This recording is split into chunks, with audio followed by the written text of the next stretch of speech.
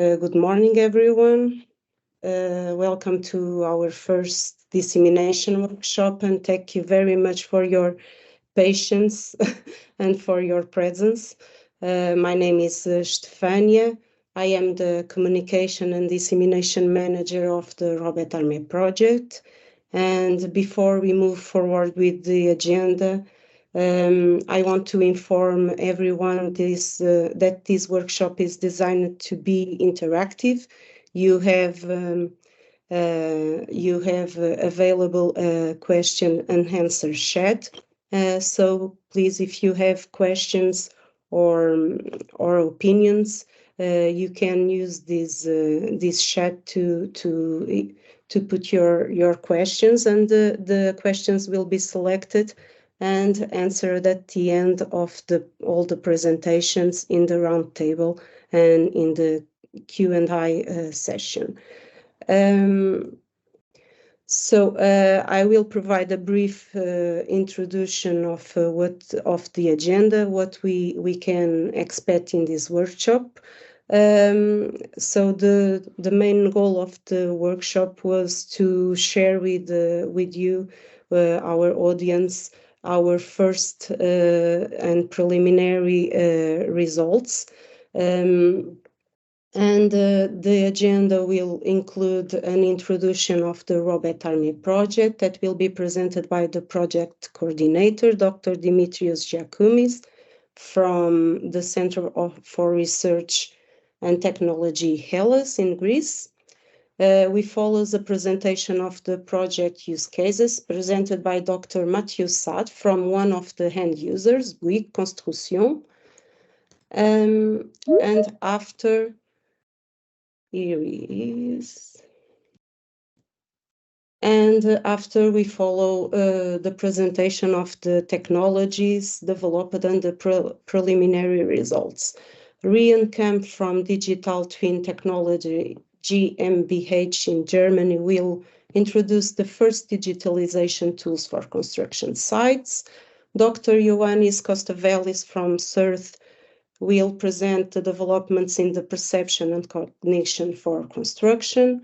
Dr. Rui Hu from École Polytechnique Fédérale de Lausanne will present the solutions on collaborative robotic skills. And lastly, Pedram Josefipor from Kobod in Denmark will present robo hardware for additive manufacturing at the construction sites. After all the presentations of the project technologies, there will be a 20-minute session for discussing the project's results and exploitation, followed by a Q&A session moderated by Gash Buller from the European Factory Foundation. So thank you and enjoy the workshop. Dimitrios, you can start. Thank you. Thank you, Stefania. Good morning, all. Let me share my screen. I guess you can see it. Yes. Okay, so I will provide a brief introduction to the project. First of all, regarding the rationale of this project, what we are doing. The construction industry, of course, currently accounts for a very significant part of the global GDP, around 6%, and this is expected to increase and reach close to 15% in 2030. There is a strategic importance in the economy from the construction industry, as it involves lots of stakeholders and companies, and provides lots of jobs in Europe and worldwide. Now, automation is very important in construction.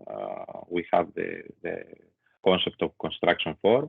There are several which can help into several aspects. First of all, there are several reasons to focus on automation. Of course, there is a shortage of and rising cost of skilled workers. there are ever-increasing needs for infrastructures, and of course, for new infrastructures, and of course, there are issues with aging infrastructure and its maintenance that it should have.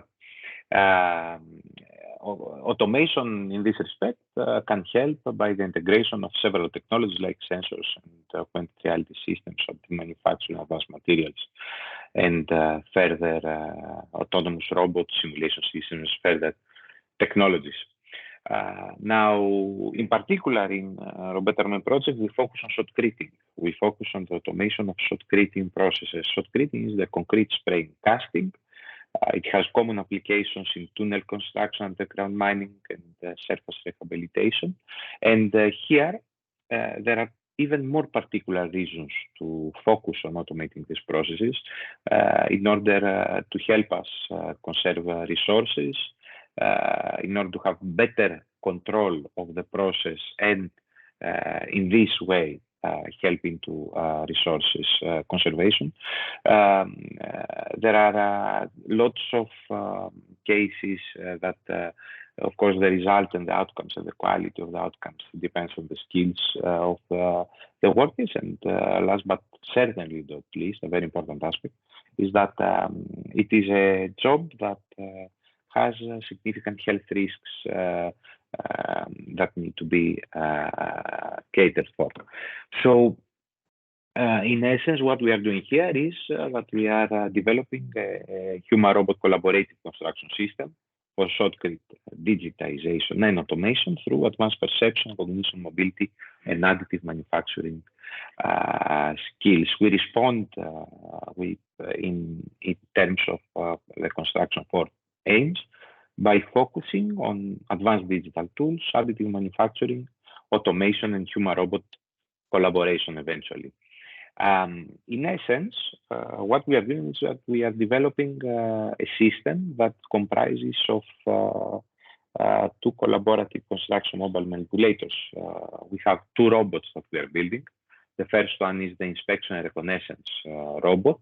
This has the purpose of the initial modeling of the construction site, and also, apart from that, activities such as rebar reinforcement and metal additive manufacturing in the preparatory phase. Then we have the second robot that comes into play, shotcrete and finishing robot, which aims to address autonomous shotcrete application and also the surface finishing during the construction and the finishing phase. Here you can see an overview of the overall current status and vision of the RoBétArmé project. In the current status, of course, we have a heavy manual labor, workers that perform the tasks of the nozzlemen, workers that perform the manual surface finishing, and of course, in the beginning, we have the manual measurement and manual placement of reinforcement. In our vision, we consider these two robots that I have explained previously, the ARR and the SFR. The first, the ARR, going in the space, performing the digitalization of the space in terms of the mapping, the 3D reconstruction of the space, and then on that basis and following the instruction that the system gets from the, let's say, the CAD of how the final outcome should be from the construction process, the SFR robot starts applying the shotcrete and eventually performs also the surface finishing phase. In order to achieve this, to reach this vision, we are developing several novel technological tools in the project, focusing on, let's say, 5 core objectives, technical objectives. First of all, we have the cognitive robot platforms to address complete shotcrete application for autonomous construction, maintenance, and infrastructure monitoring. These robots shall have an advanced infrastructure perception system to achieve high precision and real-time vision through AI-enabled technologies and multimodal sensor fusion. We have human-robot collaboration control schemes. This has to do with the collaboration within the construction phase. Advanced modeling tools, as I said, first of all, in order to allow us to model the environment, they perform the initial 3D reconstruction and model the overall process, how it will be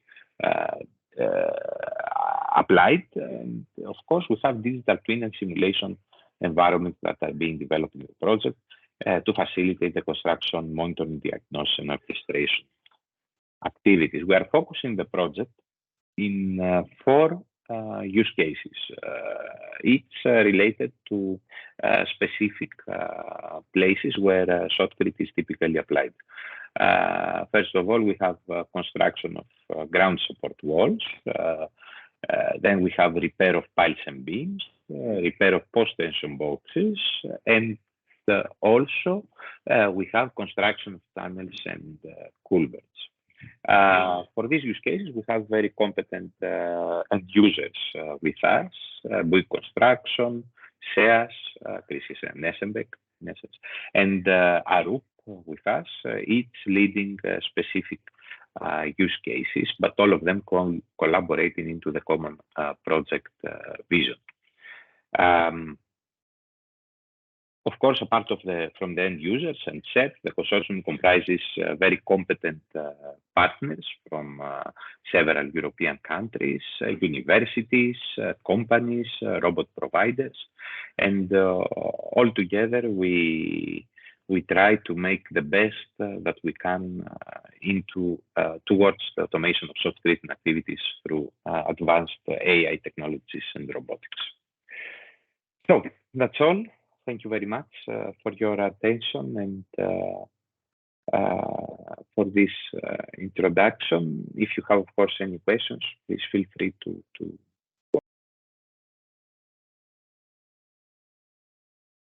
Thank you, Dimitrios. Mathieu, you can start your presentation, please. Okay, you can hear me? Yes. Okay.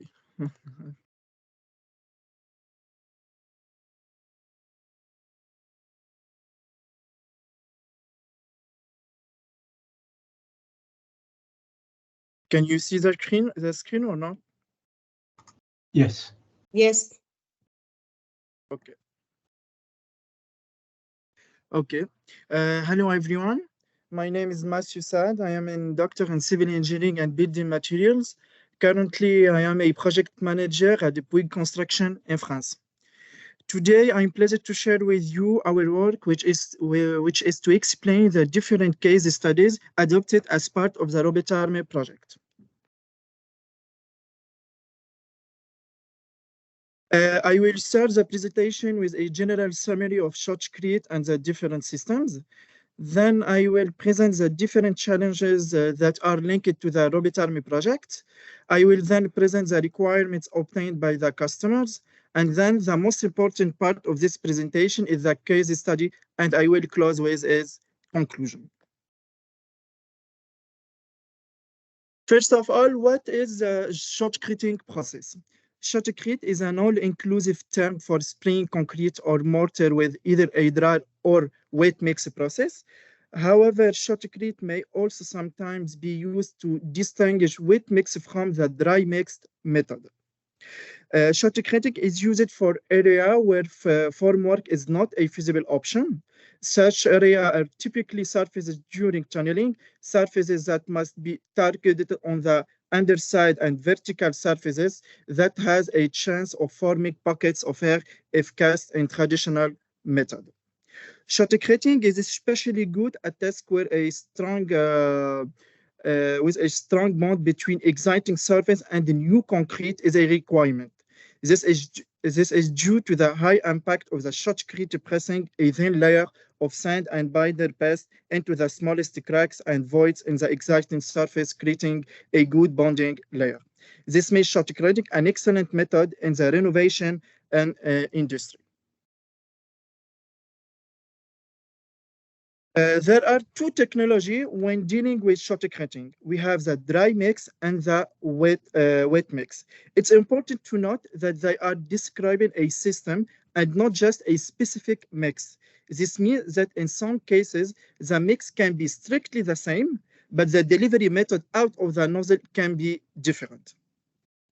We can start by the wet mix system. The different process of this system is premixing with water of the short-ranging mix design, then pumping of the material through the osing system, then adding admixture in the nozzle, and finally accelerating the materials with compressed air in the nozzle.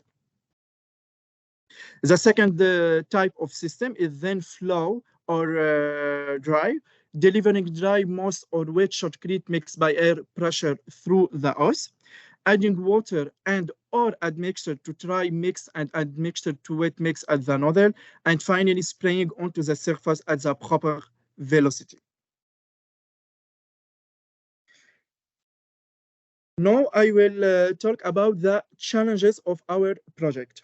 Shotcreting is one of the most demanding tests in underground mining and tunnel construction, and experienced and skilled operators are becoming more difficult to find. As a result, the quality of sprayed concrete application can vary critically from one operator to another.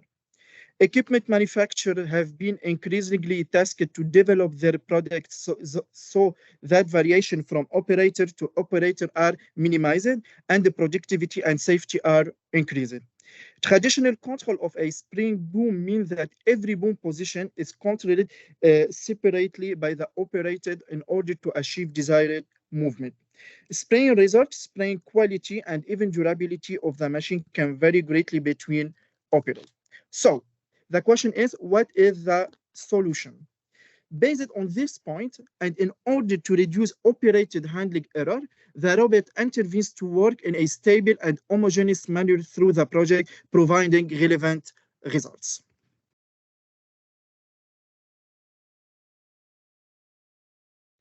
Now I will talk about the requirement investigation approach. Why? Because a very important point is to check whether customers on the building site are interested. For this reason, surveys have been carried out, and there are some of the, and now we can see some of the results. The color blue represents customer agreement to use the robot on site. This ambitious result, means an investment in this project. Now I will talk about the use cases. The use cases have been already identified in the proposal of the RoBétArmé project. First one, we have the ground wall supports. Second, the piles and beam repair. Third, the bridge post-tension boxes repair, and tunnels and culverts. This use case have been presented to the participants of the different workshops. One of the questions in the survey is to collect their opinion about the most important use case. It comes out of the interest. The different use cases are uniformly distributed with a little emphasis on between the first one, which means the ground wall support, and the tunnel and culverts. Now I will explain each use cases. The first one is the ground support walls. The great adaptability of shotcrete makes it extremely desirable for the construction of ground support walls, which are rigid walls used for supporting soil. The specific challenges in such construction sites are related to the following. First one, the various illumination condition, where the proposed multimodal vision system should cooperate with the robustness to create the surface model and perceive the surface quality during shotcrete. Second one, the ground is typically rough with rocks, uneven soil. That navigation system should compensate, ensuring accurate platform positioning and stability. And the last one, the robot should accommodate pipes of 5 millimeters, and it can be capable of performing elliptical movements at the nozzle, retaining 0.6 and 1.2 meter distance from the wall. The second one is pile and beams repair. The shotcrete application is utilized in the repair of pile and beam typically met in residential buildings where restoration and maintenance are required either after building again or after a crisis event. What is the challenges? The challenges, the GIS. If you don't know what is the meaning of the GIS is the Geographic Information System of of IRL robot is difficult in absence of GPS signal in indoor environment, and the encroaching of the existing service model should be done with landmark during SLAM activity. If you don't know what is the SLAM activity, SLAM is a simultaneous localization and mapping. The second one, there is a need for a very precise trajectory planning to avoid shot creating outside the bounded area, since beams are of particular small diameter. And the last one, the robot should accommodate pipes of between 32 and 60 millimeter of diameter.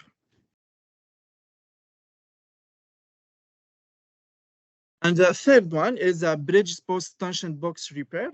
The shotcrete application is utilized in the repair of post-tension box girder where rehabilitation and maintenance are required. The specific challenges are very close to those of pile and beam repaired in building. Which means the GIS registrant of IRL robot is difficult in absence of GPS. There is a need for a very precise trajectory planning to avoid shot creating outside the bounded area. And finally, the SFR robot should accommodate pipes of 32 and 60 millimeter of diameter. The last one is the tunnel and culverts. The focus in this part is the focus is on construction of tunnel or culverts through short tree. The challenges is the first one, the narrow space and tunnels imply the presence of occlusions. Thus, the RRR and SFR perception system should act complementary to create high pressure 3D reconstructions.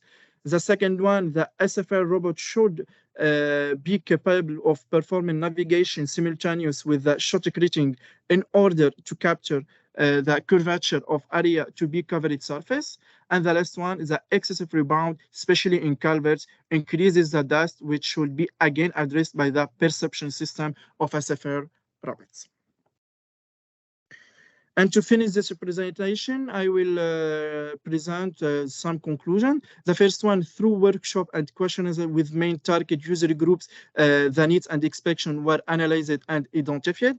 On the basis of the prioritized list of user requirements, the use cases of RoBétArmé project were formulated. In the scope, several high-level requirements for the 4 project use cases were defined, and according with the project's vision, and for each use cases, one or more as cases were defined in an effort to address the prioritized user requirement. And the last one, the concept of the prioritization of the sub-USA and RoBétArmé is designed to drive a prioritized user needs and expectation-driven research and development approach, ensuring that the use cases related to the most important user will be addressed first by the project effort and will be demonstrated in the pilot trials. This is the summary of our work, and thank you for your attention. And Stefania, you can thank you. Thank you, Mathieu. We move on now for the presentation of the technologies. Please, Rian, you can start your presentation. You can make already your questions and answers, please. Thank you. Rian, please.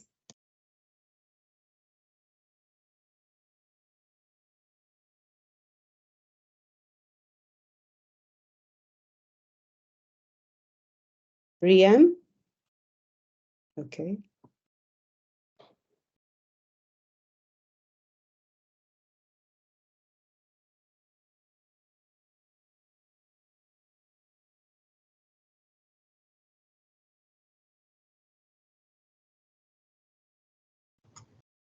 Maybe we can move on to the next presentation, if it makes sense.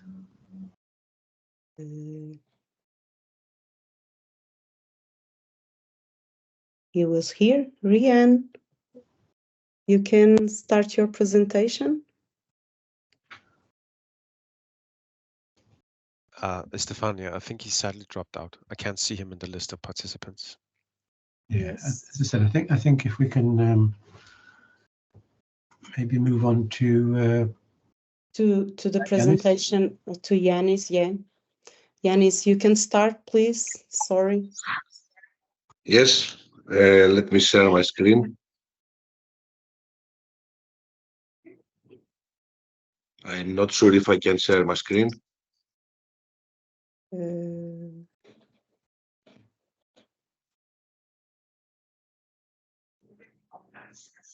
Let's see.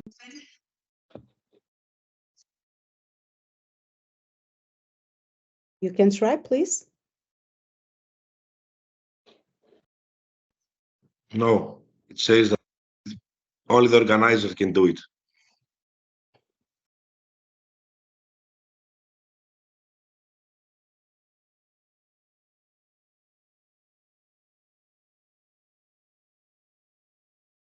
Yes.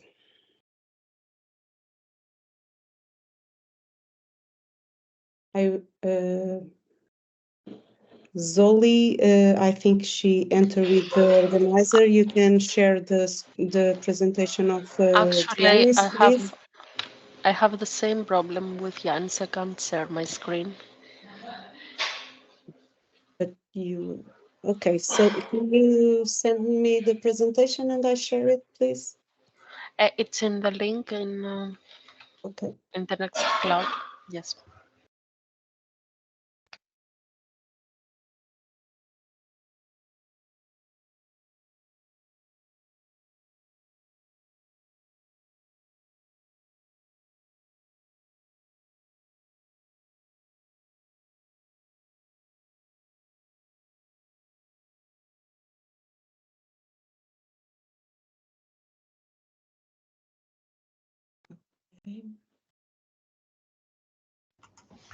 Stefana, do you want to just try to allow Yanis to be presenter again on your system? I think you probably have the connections. So if you click on it and allow him to share screen. Yes, I try, but it's not working. So I have here the presentation.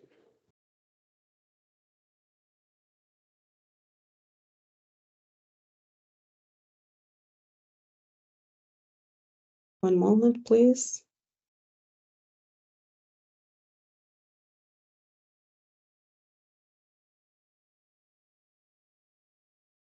Okay.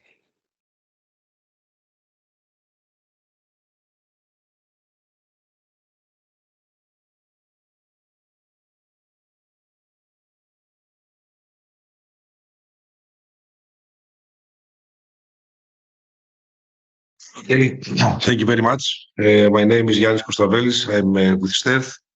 And if you go to the next slide, I would like to discuss and present the perception and cognition aspect of the RoBétArmé project for the construction activities.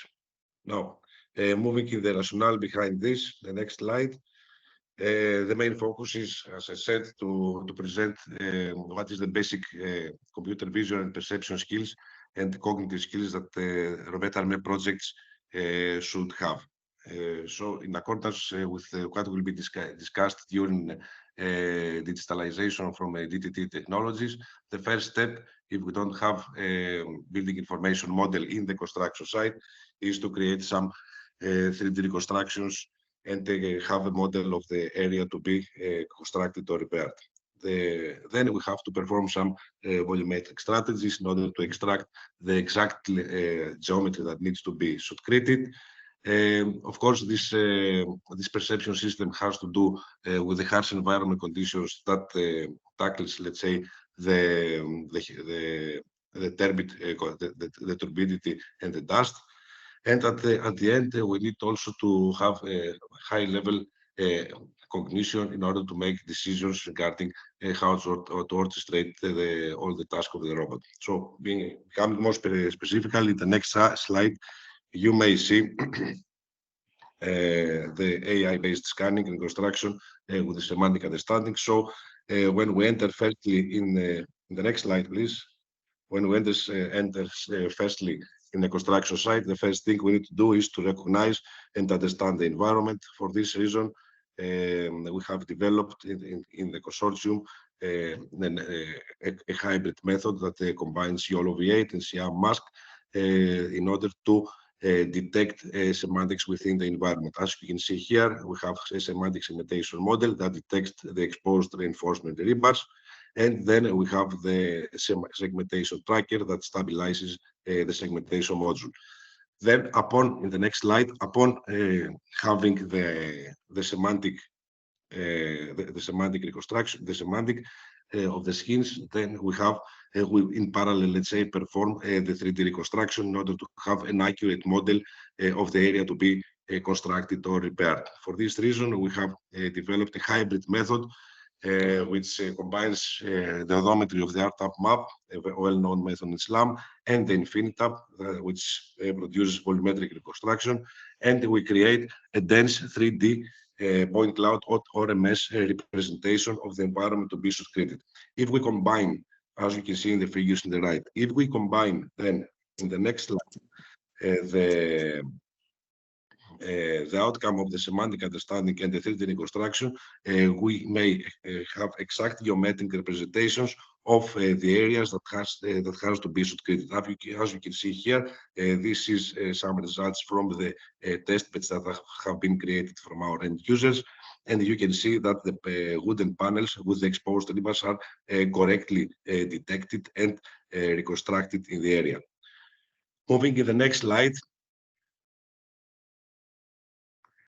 The next task or the next activity that I have to do is if we have, once we have the dense reconstruction with the semantics annotated, we may create and extract the exact volume, the area that needs to be subscribed. For this reason, we developed some point cloud based representations and the geometric transformation in order to calculate the exact volume and also compare it with the CAD model or the BIM model if it is available.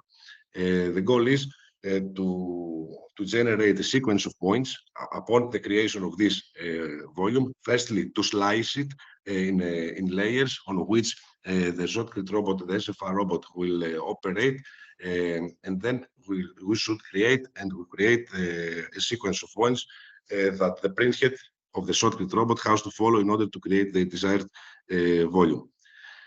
In the next slide, we may see that some preliminary results. On the left, you can see the scanned scene, the isolated areas that have been detected from the semantics. On the right, you can see the clustered areas, and on the right, bottom right, you can see the volumes, the model of the volumes that have been created, and they are ready to be passed on the SFR robot to start the shotcreting. Now, another task, let's say, or activity, research activity that is in this project, related in this project, is the development of an advanced vision system which will be suitable to operate in harsh environments. If we move to the next slide, you can see that the basic objective of this is to have an accurate surface depth reconstruction under very dusty conditions. And the challenge in this task is its highly visually obscured environment that worsens the sensor noise and impairs the construction accuracy. So our colleagues have developed specific methods that produces depth estimation, exploiting also RASAC algorithm and spatial filtering in order to have in close real-time accurate depth estimation, and to this end,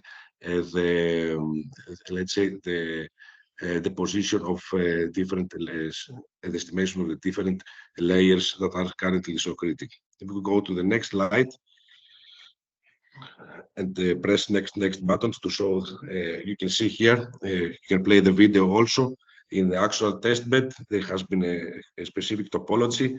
You can see in the bottom, in the upper figure, that the operator performs the shotcrete, and in the lower figure you can see the real-time depth estimation. The color map corresponds to the layers that is currently shotcreting. So the most blue it comes, let's say, the most thick the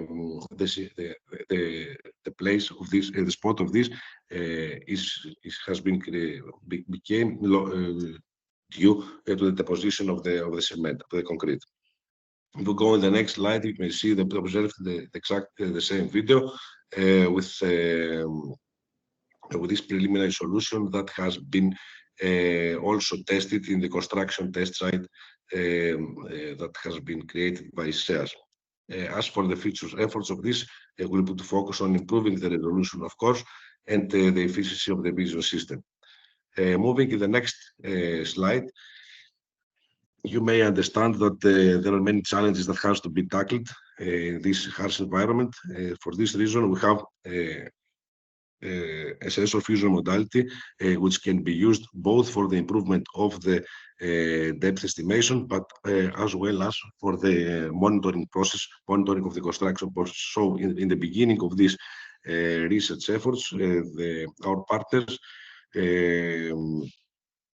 are focused on development methods related to the depth completion. As you can see, there are specific networks that are utilized that use both RGB and LiDAR data in order to infer or predict that exact spots that on which we don't have accurate depth estimations. If we go to the next slide, we can see here specific encoders and decoders, and the idea is to cut down the complexity and extend the stereo vision output by combining also these different modalities. As for our next steps in this task, we also plan to complete, let's say, the construction monitoring process by integrating IoT sensors that measure the temperature, the humidity on the areas that has to be treated.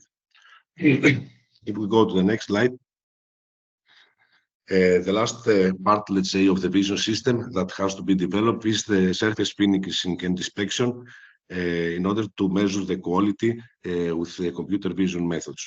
So if we go to the next slide, you may see that, again, based on the objective is to have a high resolution surface quality measurement, and this can be applied by have a specific method on which we have a global concrete geometrical consistency measurement via pixel neighborhood entropy and the local concrete texture smoothness measure, which could be the next steps.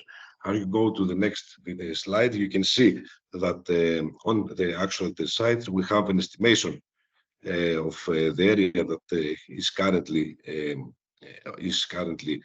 scrapped, let's say, from the operator. And if you press also once again the button, you can see that the green indicates the smooth area that has already been smoothed and scrapped by the operator, while the red is the ones that yet have increased roughness. Then, as for our last part of the conclusion, if you go to the next slide, we have the construction site orchestration and the task planning. And moving forward, we have the main objective of this is to create the software, to create a solution that can orchestrate. The next slide, please. Can orchestrate and infer the construction plan based on the current human, the robot construction site stage, and the construction scenario, and organize them all in a sequence of executable actions that can be completed by all actors, and by means of actors we mean humans, operators, and robots. Then the level of this is the task planning, which the actual nodes that have to be realized in order to trigger and implement the low-level actions. So our method for this is that we have developed, we are following the behavioral trees, which have been widely used instead of classical finite state machines. If we move to the next slide, please. You may see that each behavioral tree has been created for each robot, the IRR, the SFR shot critic, and the SFR finishing, and of course for each use case that have been discussed in the previous presentation.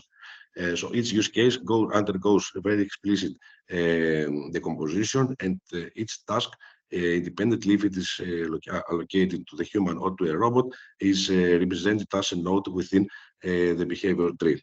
So from these figures, you can see, and if you go to the next slide, you can see the complexity that we have for this behavioral trees.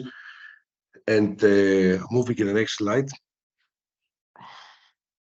we can have a small discussion regarding the advantages of this, why we selected the behavioral trees instead of init state machines. The basic let's say difference is that the behavioral trees can run in parallel and cope with different actions that also progress in parallel during the actions. We have the reactivity, which is the ability to stop an action before it completes, and to let's say to switch in a more urgent action, which is something that also supports priority and the conditioning. Also, it allows us to create the modular design, as we also say that the SFR and IRR robot, the shortcut and the metal additive manufacturing robot can work in some cases in parallel, so different behavioral trees can also operate in parallel. And moving to the next slide, you can see that we have a video with you can play also the video with a behavioral tree that has been created as an example in order to how to exhibit the task of navigation. So the idea is that with the ranked rectangulars are the areas that need to be secreted. The local planner and the global planner have drawn different locations where the robot has to reach. On the left side, you may see how the behavioral tree is evolving. You may fast forward the video, please. And you can see that the SFR robot can navigate in different rows of interest. So once the robot reaches the area to be secreted, then it performs a check which regards to the distance of this area, and if the distance is adequate enough, then the robot starts the secreting. You can see on the left side of the panel that how the tasks are progressing, and once the secreting has been completed, then the robot will move in the next let's say region of interest in order to perform once again the repair task. This is a preliminary example of the task of the orchestrator through the behavioral trees, and shows how we start from a high level cognitive, let's say, representation, and we end up to specific actions and tasks that also allows interruptions and parallel operations. Okay, we may proceed to the next slide, and I think that this concludes the presentation regarding the perception and the cognition part of the RoBétArmé project. Thank you very much.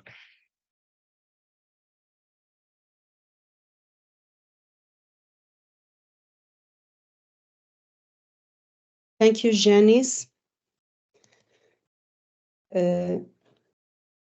We move now for the presentation of EPFL. I don't know if Rian is already here. Hello? Yes. Can you hear me? Yes, you can proceed, Rui. Okay. I will Thank share you. my screen.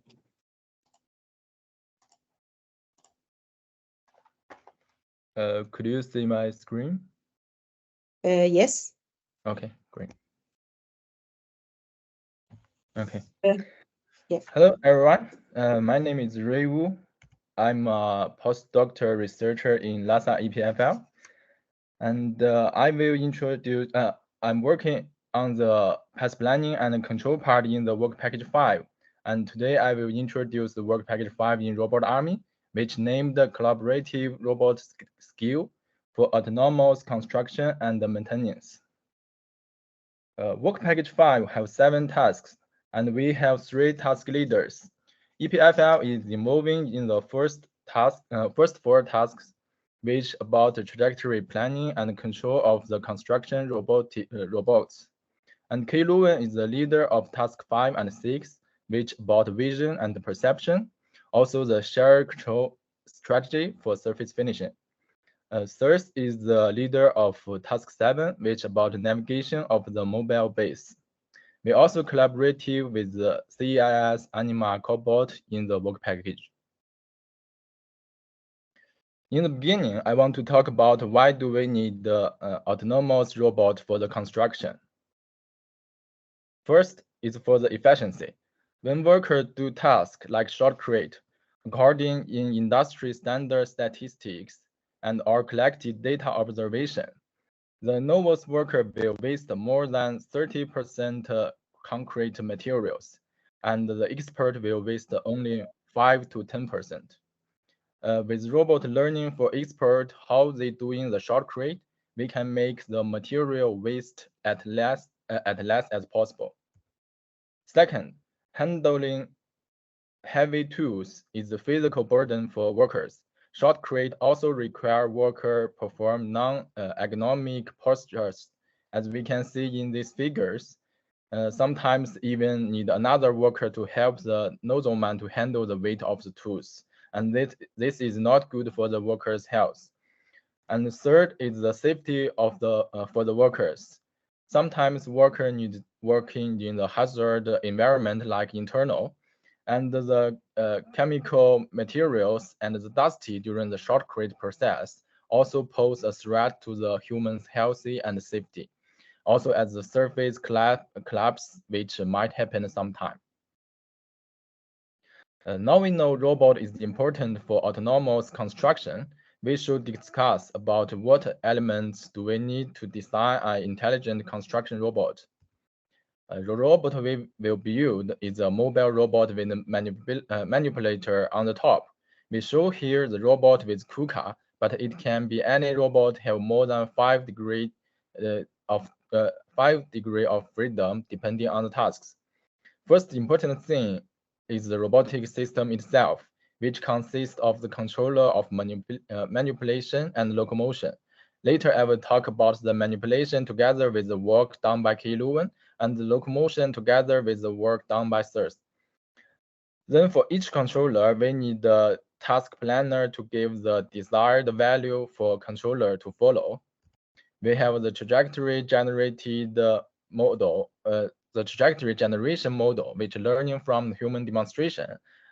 And in planner, we also combined the learning from demonstration model with a shared control. So the planner can generate trajectory both from human supervision or robot feedback, which will be the task perception and the robot states. To achieve the trajectory generation for robot, which can guide robot perform the shotcrete and surface finishing operation, have many different methods. One way of generating the trajectory pattern for both motion and force is through training the dynamic system based on the data recorded in expert's demonstration. Here I will introduce our setup for demonstration recording. Until now, we already record 3 times in CEAS, and thanks for the collaboration. Left is our setup to record shotcrete operation. We use OptTrackle with markers installed on the nozzle to record the kinematic of the tools. We also following the texture change of the shotcrete material on the target based on K-Leuven's vision system, and thanks for the vision systems. The right side is our setup to record the surface finishing operation. Compared with the left setup, except recording the position of tools and the texture of the surface with the vision system, we also add the force sensor on the tool, so we can also record the force change during worker perform the surface finishing operation. And using the data we record and the framework we proposed, we transfer shotcrete skills from human experts to robot. Here we show our demo for the robot perform shotcrete task with our framework. We use KUKA robot here as an example, but the algorithm can be done. The algorithm can be transformed easily to any robot have more than 5 degrees of freedoms. In near future, we will use a robot developing by cobot, which designed for this project. So here we just want to show the autonomous control based on the learning from human demonstration, and we can see the robot will follow the same pattern which the human nozzle man will do, and do a circular motion with the S-shape motion to cover the whole target. And then after the robot almost finished the task, we also add a shared control mode, which in case sometimes in the tunnel the vision system didn't work, and you can see there is an angle which the robot didn't do the shortcut perfectly, and then the shared control mode we proposed here will let the human transform his rules from supervising to a controller, and the human will control the robot by the tools he handles in his hand, and he can direct control the shortcut process by the shared control method.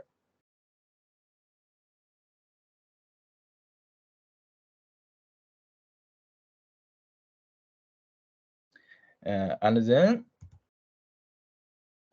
sorry.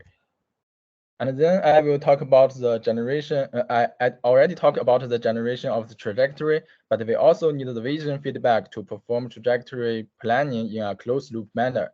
Our collaborator Kei Luwen is working on this vision system, and they have some preliminary results, and I'm going to show you here. If you have any details, If you have any detailed questions, you can contact Yuri in Kei Luwen, who charging this vision system. And on the left side, you can see we have a height map of the target based on the vision system Kei Luwen developed with the LiDAR and the cameras. You can see the left, the vision system transforms the surface state to a color map, in which different color represent different heights of the surface. As you can see, the color is changing in real time, which shows the vision system can perceive the surface height change and use it to observe the surface states.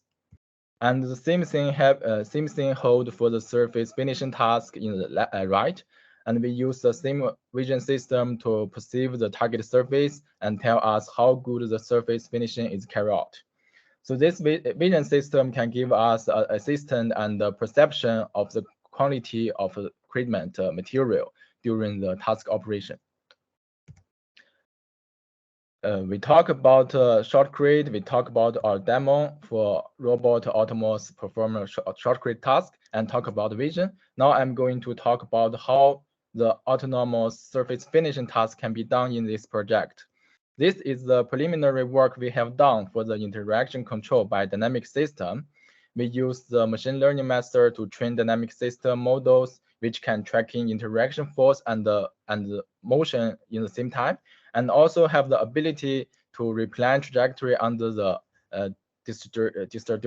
disturbation. And you can see when the robot performs the task, and when human cooperator give any disturb to the robot, can ensure the robot can go back to the task and finish the task based on the model we train. Our next step is using the demonstration data we have to train the dynamic system to perform surface finishing task. It's our next step, but we already have the necessary data and the necessary setup, so it can be done in the near future. Our work is doing the autonomous control of surface finishing based on the dynamic system, but our colleague in Kei Luwen also developing the interface and shared control strategy for the same task. Now we're doing this work in parallel, but the next step is to mix these two works and develop an interface which include the autonomous and the shared control mode. So we can do the shared control and the autonomous control for the surface finishing task, like the demo we already showed in the shortcut. And if you have any detailed question about the shared control interface, you can contact Yuri in Kei Luwen, who is doing this system. And we also have the navigation to move the robot around based on the system developed by the sirs. Thanks for the working. And we already we are using SLAM to achieve simultaneously localization and mapping. We have the GPS, LiDAR, and camera on the mobile robot to ensure the accuracy of the environment locomotion. We are modeling the 2D map and 3D map for the environment to help the robot avoid obstacle and navigation in the construction environment. The goal of this task is to let the robot navigation around the construction environment and get to the desired location. Then we will transform the locomotion to the manipulation to do the shotcrete and the surface finishing operations. If you are interested in the detail of this work, you can contact visitors to ask more questions. Here, I would like to thank all of our collaborators for the work and help improve for the progress of the work package 5. And my report will end here. Thank you for your listening.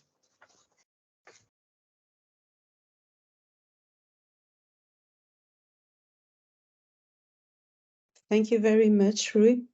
Yeah. Thank you. Pedram, you can start your presentation.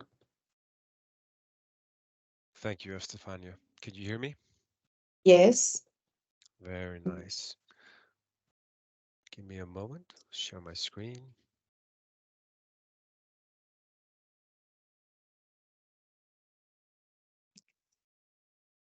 Everybody can see my screen? Yes. All right. Hi, everybody. My name is Pedram. I work as Department and EU Projects Coordinator in the R&D department at Cobot. I have a Master of Science in Technological and Socio-Economic Planning. And today I will talk a little bit about robotic skills for autonomous construction and maintenance in RoBétArmé. I'll keep it, my presentation will probably feel a little shorter than the other presentations, but just let me know if you have any questions at the end of the presentation, and I'll answer as good as I can. So our mission and the team, our mission is, again, robot hardware for additive manufacturing at construction sites. We deliver the physical hardware for the shotcreting and metal repairs and welding on site. We are a cross-company, multidisciplinary team of specialists working together to automate additive manufacturing. We are 4 key partners in the project team. Anima is one of the partners. They're founded in 1991, and they specialized in 3D printing and additive manufacturing. There's us, Cobot. We're a multifunctional construction. We're a company that develops multifunctional construction robots based on 3D printing technology. We started with the Bot 2 that prints buildings, and now we're developing robots as well in this project. Then there's Robotnik, which is part of the United Robotics Group, specialized in R&D and service mobile robotics. They're the ones that are developing the mobile platform, which the robot arms will be on top of. And then Titan is also a partner of the group. They're a big international cement and building materials producer, and they're founded in 1902.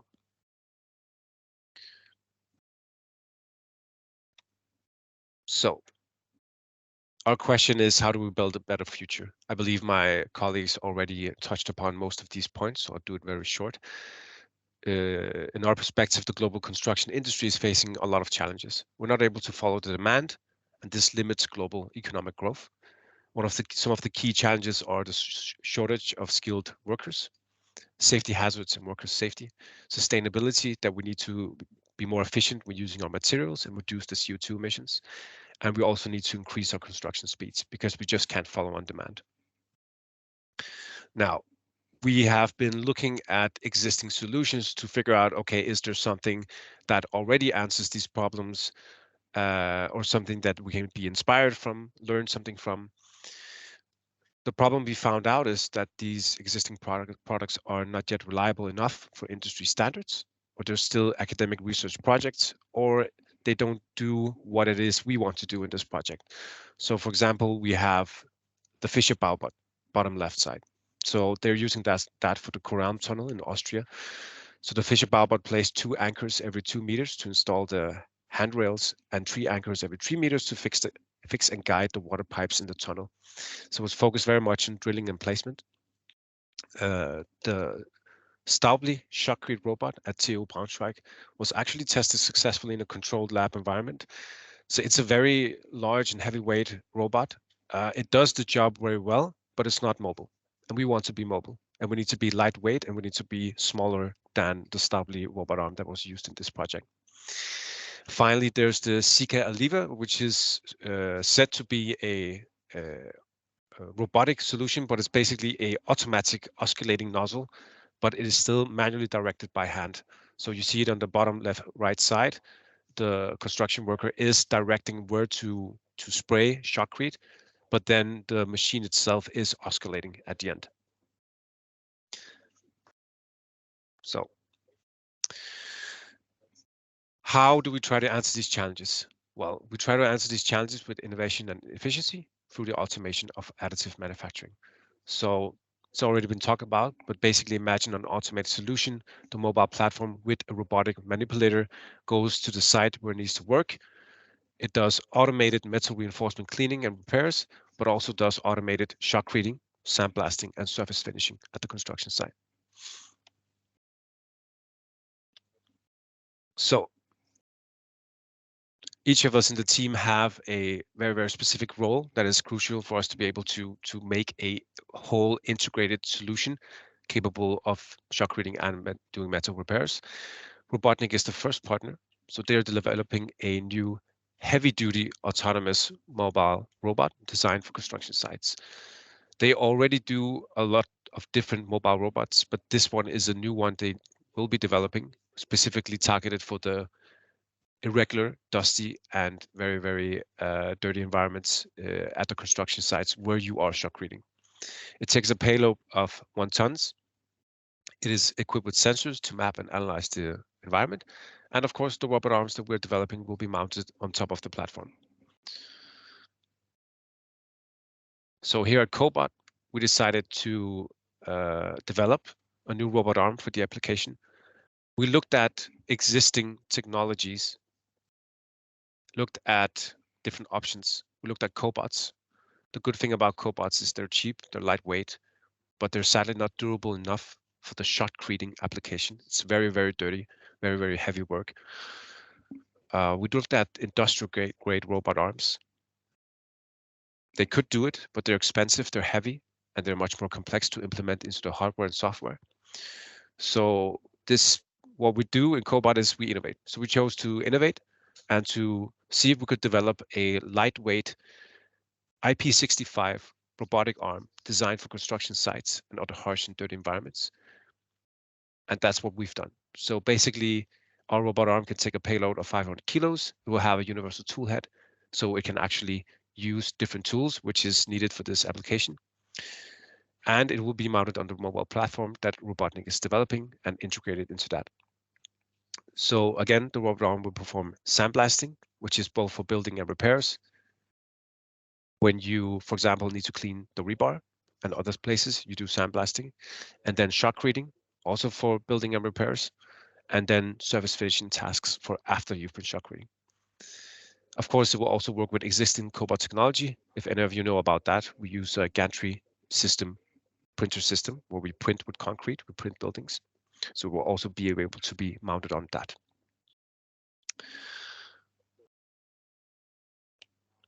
So Anima. Anima is also one of the key partners. Anima is, again, been in the business for over 20 years, and they're using their expertise to develop laser-based technology for the construction site cleaning and welding of rebar. So for the cleaning, they decided to go for a pulse laser solution, which uses a laser beam to directly irradiate the surface of the substrate to remove any particles and films that might be on it. They've already, if you can see on the bottom right picture, they've already done the preliminary runs and can see that there's rust removal on the entire surface, even in steep angles of the surfaces. And actually, they've had really, really good results here. They are also looking at laser wire AM for welding tasks, which has a low thermal input. It's an accurate process and needs small equipment in comparison with other laser AM methods. And it's easy to use in harsh environments. So a lot of good points here for the application that we need. So what they do is they have a building strategy where they weld with about 35% overlap. And from testing, they've seen that they get a good surface with height difference less than 0.2 millimeters. So this is good experience. For now, they've tried to do up to 7 lines of welding. On the 7th, you start to get the height difference that you don't want. So right now they're looking into 6 lines and improving that.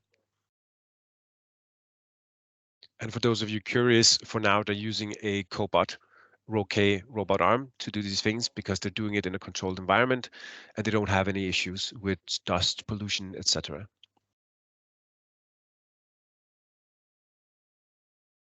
So what we do is we try to develop an integrated solution that has industry level reliability and that we make together with the end users.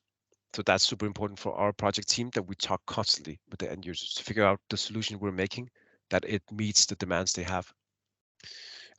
The idea is that it will alleviate shortage of skilled workforce and open up the possibility for the education of new skilled operators, that it will increase safety and reduce health risk for workers from dust pollution, debris, heavy debris, etc. It'll address some of the sustainability issues we see today because it will end up with giving less waste because there's more precise placement of the material. And then Titan is the partner that delivers the material for the solution. And what they're looking into right now, what they're developing, will have a 32% CO2 reduction compared to the current conventional solution. So they have a key part in here where they deliver all the materials we are going to test and use. And then, of course, increase construction speed. So the robot can work efficiently, it can work uninterrupted, and it can work day and night. And this is very, very different from workers today.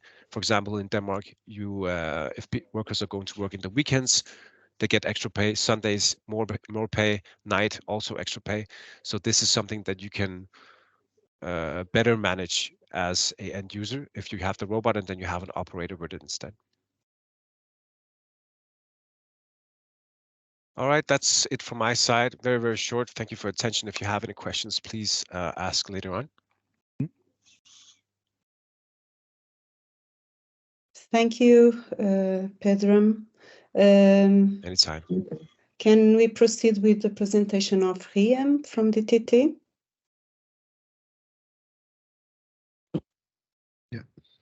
Hi, Riem. Thank you. I'll share my screen.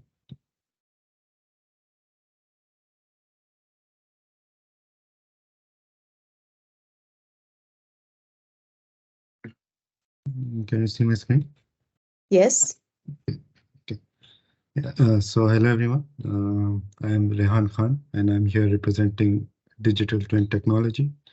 And we are a startup based in Germany and we are into developing digital twin solutions for cross-domain sectors and in particular for the construction industry. So, and we are part of the RoBétArmé project, and here I would like to present the digitalization tools being developed within the RoBétArmé project for construction site understanding and modeling. So talking about digitalization, according to many studies, construction is one of the least digitized sector among other industries. So there's a dire need of improving the digitalization process in the construction industry. And talking about needs, why is digitization so important in the construction sector?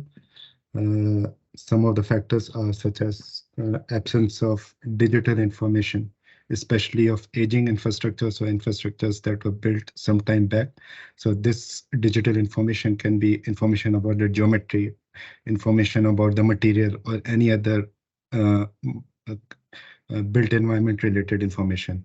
Also, within the construction industry, there is a lot of fragmented data within the different subdomains of the construction industries.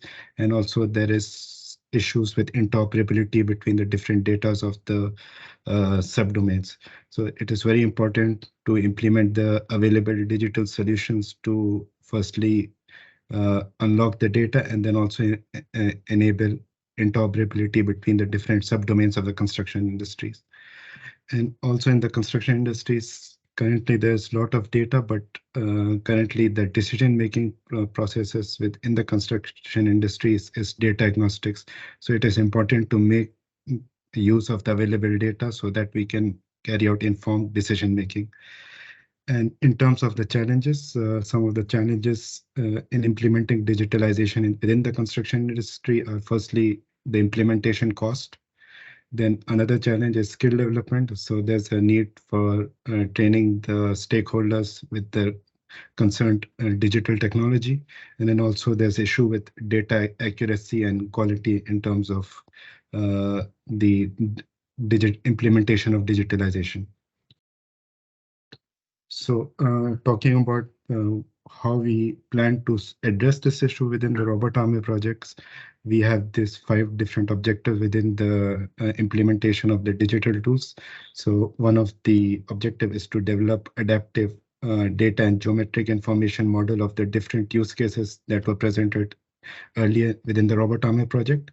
Then also another need is to develop simulation tools that basically simulate the robotic system and the shotcrete process simulation.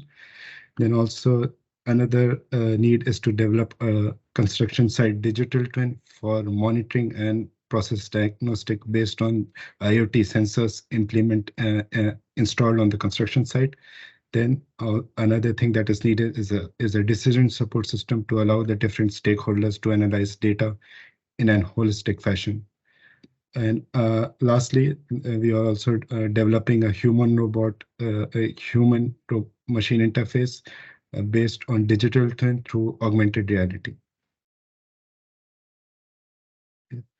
So this basically presents the overall overview of the different digital tools. So within Work Package 3,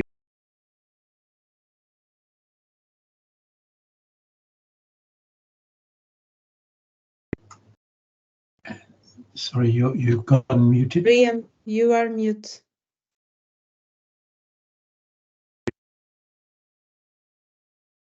can you hear me now? Yes.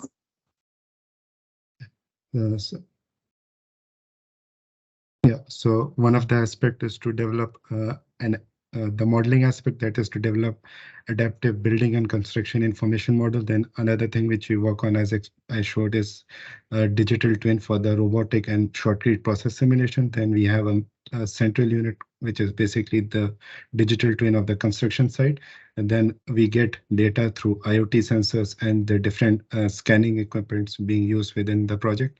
And then we have lastly a decision support system and a human machine interface that is enabled through AR.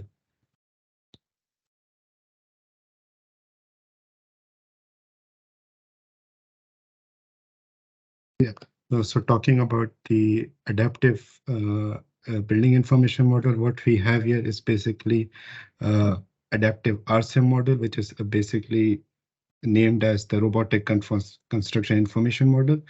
And within the project, the aim is to develop construction information models that are basically a combination of construction information model defining the geometry along with construction-based semantics, particularly for the use of shotcreting. So this data format is based on an IFC file, which is an industry standard format in the construction industry. So what you see here is basically we try to model different aspects that can be present on a construction site. So what we try to model here is some damaged area within the construction site. So it is basically to indicate that this area needs to be shotcreted. So for this example is for the use case of repairs of pipes and beams. Similarly, we have this example for the use case, and that is demo case 3, which is repair of post-tension box girder bridges. Then also we model all the temporary structures that can be present in the construction site. As you can see, these temporary structures are used during the application of shotcreting on the construction site.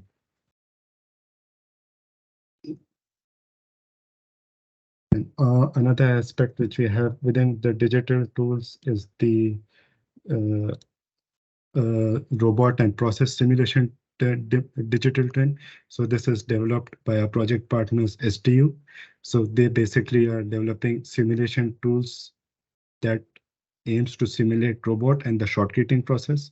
So the previously generated construction information model are provided to this tool, and they use the environment to test out their simulations. And the result of these simulations generates a height map that is encoded in 32-bit and integer in a PNG images that are fed to the digital twins. So these height maps contain meta information about the rectangle size of the surface and the placement of rectangle in the world. And by the world, I mean the construction information model. And moving on to the digital twin part. So one aspect that is very important for digital twin is bidirectional communication with the physical entity. In our case, that is the construction site. So within the RoBétArmé project, this is done using firstly IoT sensors and then using LiDAR scanners that basically scan the construction site. Yeah. So talking about IoT sensors, our project partners IA are developing IoT sensors within their projects that are implanted on the construction site during the shortcutting operations. So they are developing low energy consumption IoT sensors that will examine and measures values such as temperature, humidity, corrosion, vibration, and all this information is then forwarded to the digital twin. Okay, so within the RoBétArmé project, the purpose of developing a digital twin is that the platform should be capable of construction process diagnostics, monitoring, and data visualization through a real-time control dashboard. So what you see here was one of the demo cases, that is repair of ground support was. And here we can see that this demo case is geolocated on a GIS map based on the geo coordinates of the construction information model. And also this particular demo case is connected to the IoT sensors that was shown previously, and in the digital twin, the IoT data can be visualized. So the aim is to provide visualization of the performance metrics based on the IoT data. And also the digital twin has a 4D function that basically aims to carry out the 4D simulation. That is basically a comparison of the as-planned model versus the as-built model over time-lapse representation in single or comprehensive visual imagery. Okay, yeah, talking about the other parts, that is the decision support system and the AR-enabled human-machine interface. So within the RoBétArmé projects, our project partners ICE, they are developing a decision support system. So the aim is to develop a modular and adaptive decision support system to help the construction companies in planning and assessing the construction activities. And the purpose is to develop a professional dashboard to allow the users to take the appropriate decisions, and then also develop a library of customizable widgets for covering different visualization needs. Then also another aspect is to carry out a dynamic analysis of the heterogeneous data types. So the data plotted here is based on the existing data on the database and the readings from the IoT sensors, and a combination of both of them. Then also another aspect that we have is a AR-enabled human-machine interface developed by a project partner, CERT. So this basically, the digital twin provides data to this AR tool, which is based on a mobile device. And basically what you see here is the construction information model loaded in the AR tool, which can be visualized by the user. So the aim of this AR tool is to firstly load the desired model and anchor it according to the real physical construction site location. Then also the user can walk around this virtual building and see previous annotations and volumetric mapping measures. Yeah, what you see here is the user can annotate, for example, the geometry or the volume that needs to be repaired on the construction sites, and they can add annotations through 3D bounding boxes, and then they can categorize them based on the assessment. Yeah, okay. In terms of how we expect these digital tools and solutions to benefit the construction industry. So our aim is to cater the construction industry through its life cycle and what I mean by the life cycle is through the different phases from the initial planning phase till the maintenance phase. So in terms of the planning phase, these digital tools can be used firstly to carry out simulation-based design.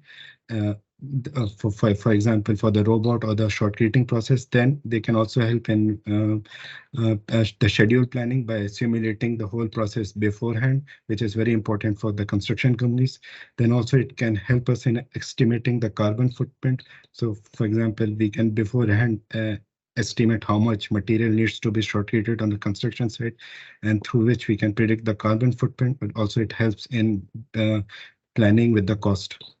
Then coming to the construction and repair phase, the digital tools firstly aim to improve the productivity on the construction side. Then also they aim to improve the resource efficiency. By resource efficiency, I mean the logistic planning and the space planning on the construction site. And also the digital tools aim to improve the cost savings for the construction companies, and also aim to contribute to the health and safety aspects, as shotcreting is a very hazardous job. So the digital solutions can help in contributing to the safety and health on the construction site.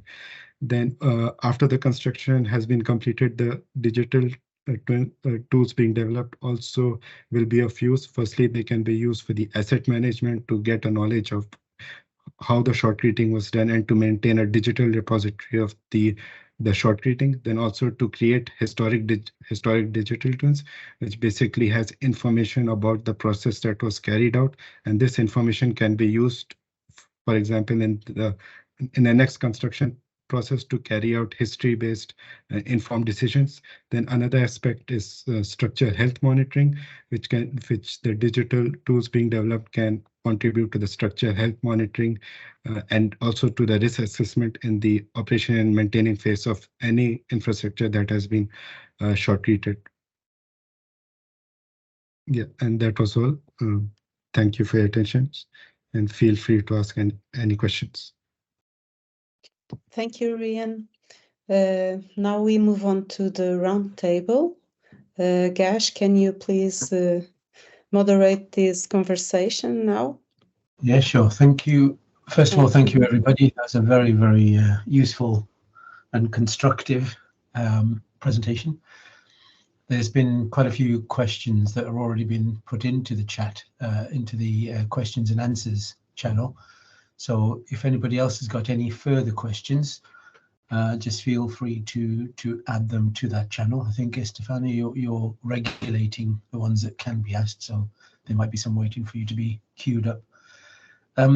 Looking at the just working through them, I can see that there's a couple of questions straight away. Some have been answered, but it'd be useful just to sort of hear the answers on the panel. And one of the questions was, what are the main challenges for the robot vision systems, and how do they sort of comply with this sort of construction environment? It's the sort of thing that I think, Yanis, you were talking about. Could you elaborate on that a little bit? Yes. So there are very specific challenges related to the computer vision. For example, in cases that we have outdoor scenarios, for example, the repair of bridges or the construction of ground support walls, we have direct sunlight exposure. And of course, this is very tricky both for the actual recognition, the place recognition, the object recognition, everything changes with the light. And the other problem is that in just diverse light illumination conditions, we have also problems with robot localization, which is based on computer vision and visual odometry algorithms. Another challenge that we have in this particular task of shotcrete is that there is increased dust, and that's how KU Leuven, our partners, and they work in order to be able to see behind the dust and have a very well, let's say, estimation of the depth and the progress that is being performed during the shotcrete layering. this is the most important challenges that we have, and also we may combine other challenges related to the construction activities. So you may see that everything is like in an ordinary manner, so you're not expect to meet specific patterns. So this make semantic partitioning very difficult, also for the artificial neural networks that we are using. Okay, thank you very much. That's a very useful answer. Part of, and is the question I'd also want to know as well. With a lot of the robots, there's, we talk about autonomous and teleoperated robots. Are these robots fully autonomous? And I think that's maybe Pedro, if either yourself or Dimitri, if you want to answer either one of those. Probably more Pedro, I guess. I think what we have, the plan we have and what we're working towards is that it can operate both autonomously and teleoperated. So I know Robotnik already has technology for autonomous navigation, and they expect to equip the robot platform with that, including SLAM, planning and decision taking. And then from Cobot's side, we will also develop a teleoperated solution, so you can control the robot arm manually with a remote control as well. I think there's a related question to that in terms of that laser wire AM. Why would you use that? Is there other methods you could use? So the reason why Anima chose to use the laser wire AM is, of course, that it has the advantages of the low thermal input.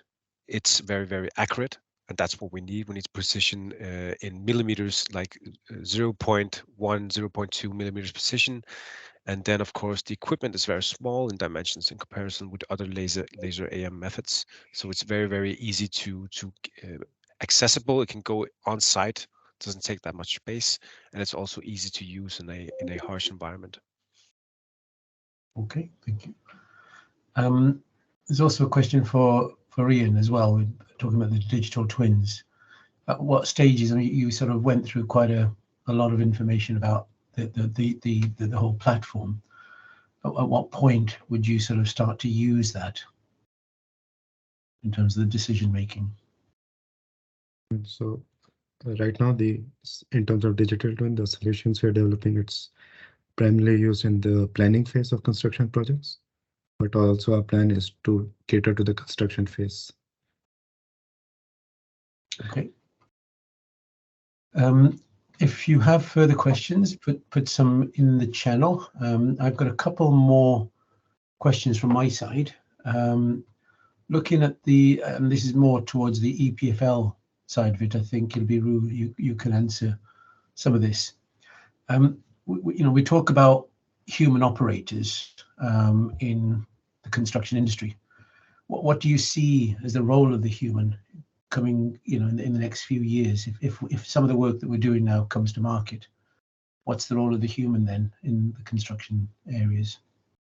Okay, thank you for your questions. And I think in the construction environment, the human from now, they will have two different rulers. Before the robot can do in the autonomous control, the human will be the worker in the environment. But when the robot involved in the construction environment, and first they will be a teacher to the robot.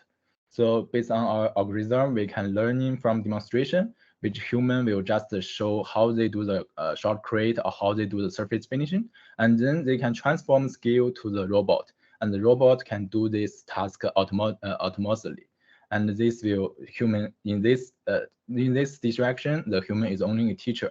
And we also have the shared control method. So based on this method, the human also have another rules, where is the high level supervision of the task. So when the robot do the autonomous control and do the short create or surface finishing, and the human will be stand aside and to watch how robot perform the task, and to ensure the safety around the robot, to see if there any obstacle and might the robot not notice, and also to improve the robot behavior and the task. which he can teach.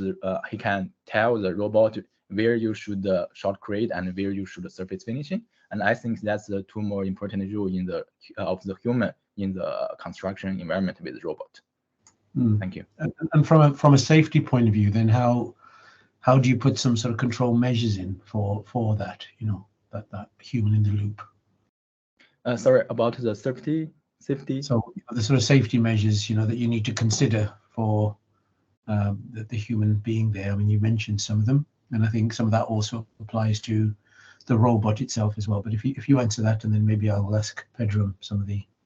Actually, for the safety in our control system, the safety come from two sides. First is we will use a lot of sensors to detect the other humans and also the environment around the robot, and so the robot can do the optical avoidance and also the collision avoidance based on the vision feedback and also the compliant controller inside the robot. And we also have the stability of the employed controller, so which means when robot doing the task, it will keep stable and will not do some weird behaviors to hurt other peoples and the environment around it. And we also have the human operators who supervise the overall tasks in the teleoperation manners. So which means the robot can ensure the safety in these tasks and ensure he will not hurt the people around him and also not hurt or damage itself and the environment during the tasks. Thank you. Okay, thank you. And then from the robotic systems themselves, then Pedram, are these robots? Are they CE marked? Are they, you know, what's the safety aspects? The ambition is definitely that they will be CE marked. That's also part of the process, right? It's a long process. It's part of the development process. We start looking at CE marking from the beginning already, when we already have an idea of the design and have a first prototype. Especially what we'll be looking into is having emergency e-stops, right? So this is basically, it's for those who don't know what it is, it's a very clearly marked button. It has a yellow frame with a red button. You put it on the robot and on the tele-operated remote control, and you can always press that to just shut down the robot so it doesn't move. That is crucial. And then, of course, when working not with cobots, but with more industrial-grade robots, especially for our robot, there will be a safety perimeter. You cannot go close enough while it's in operation. So these are some of the considerations we have right now. Yeah, and then obviously in those conditions, there's an awful lot of dust, rust. You know, how are you going to keep things like the sort of laser clean?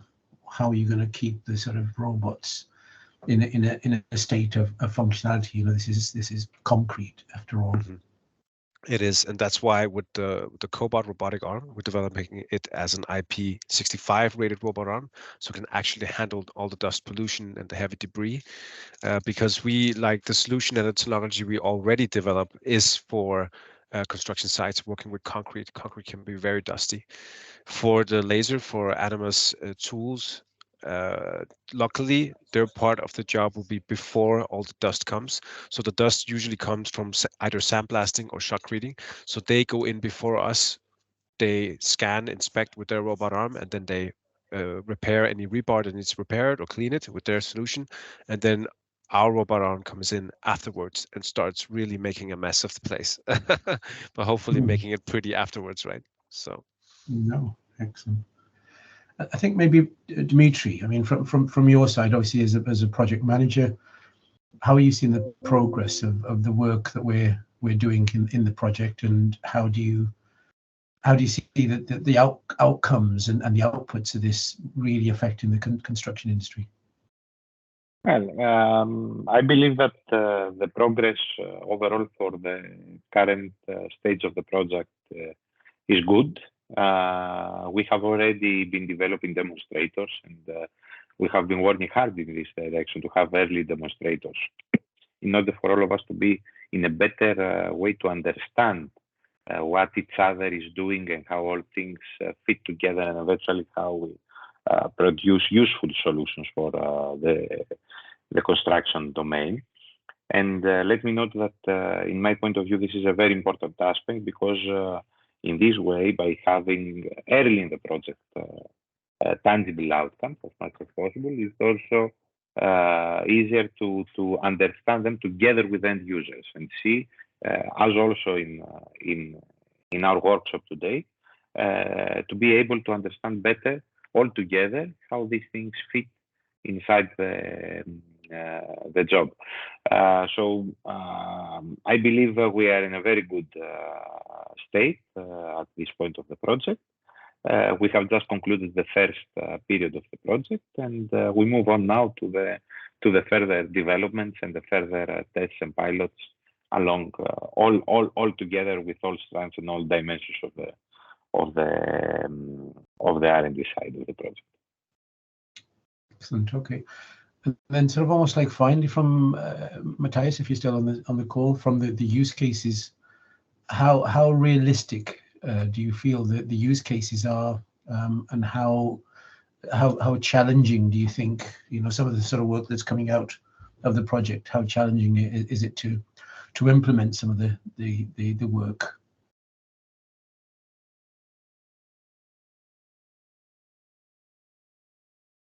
I think he's maybe off the call. Okay. And maybe Yanis, from your side, I mean, what's your sort of thoughts about the challenges of the work that we're doing? There's a lot of good technical work coming from the use cases.